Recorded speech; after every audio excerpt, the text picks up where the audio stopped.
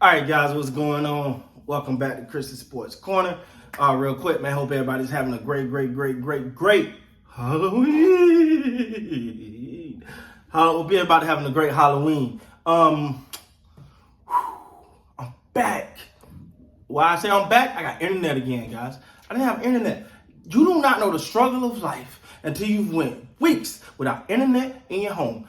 Thank to the great Almighty that we got a new home and we in it and we're happy, but we had to go without internet. And if you ever had to go without internet, oh my God, you don't appreciate it till you have it. But I have it now. So let's talk about these Tampa Bay Buccaneers versus these New Orleans Saints. First of all, when Jameis Winston went down, I thought this was over.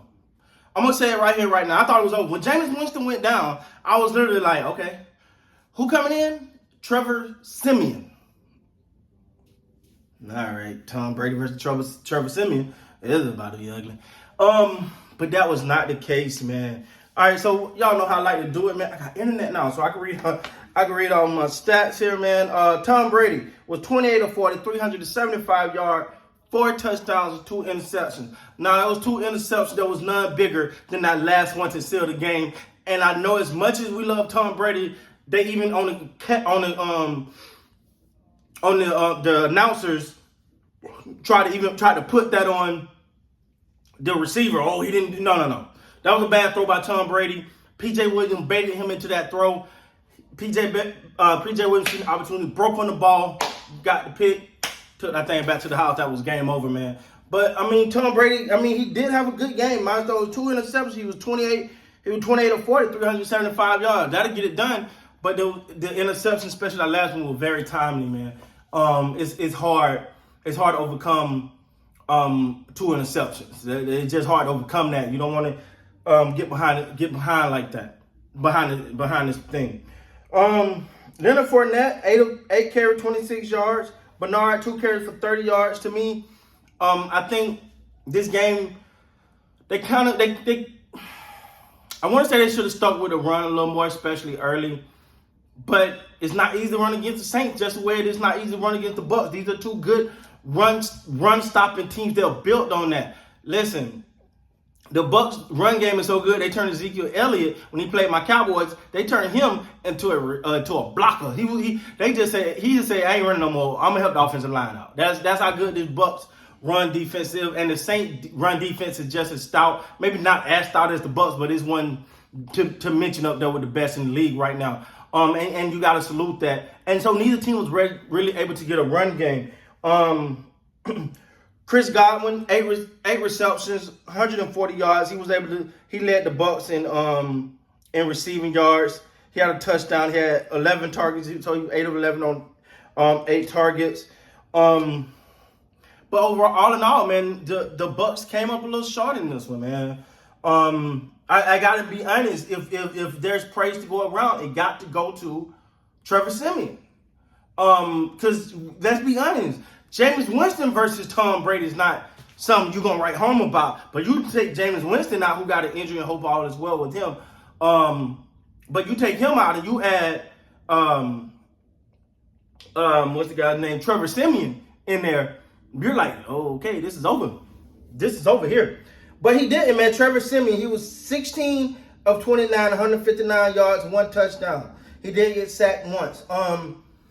But, for a backup, for a guy who had 1 drive in 3 years.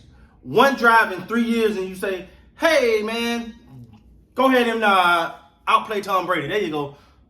Yeah, now I'm not saying he outplayed Tom Brady. I'm not saying that. But he did enough to get his team the victory over Tom Brady's team. And if you're a New Orleans Saints fan, that's all you can ask for right there. Because it's not easy just being a guy that, these backup quarterbacks don't get a lot of practice reps, right?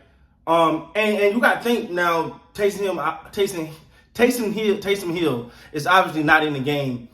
He's not able to play right now. But when Taysom Hill was there, he didn't even get backup reps. Like, he was like 3rd string guy, go get some water for his guy. And all of a sudden, you're now thrown into the fire. You're going from never think you're going to touch the ball in the game to, hey, go up and play and compete against the Tampa Bay Buccaneers in that defense as long as with Tom Brady on the other side. So you got to admit though, what I seen honestly, man, is they kicked that field goal and I was like, ooh, too much time.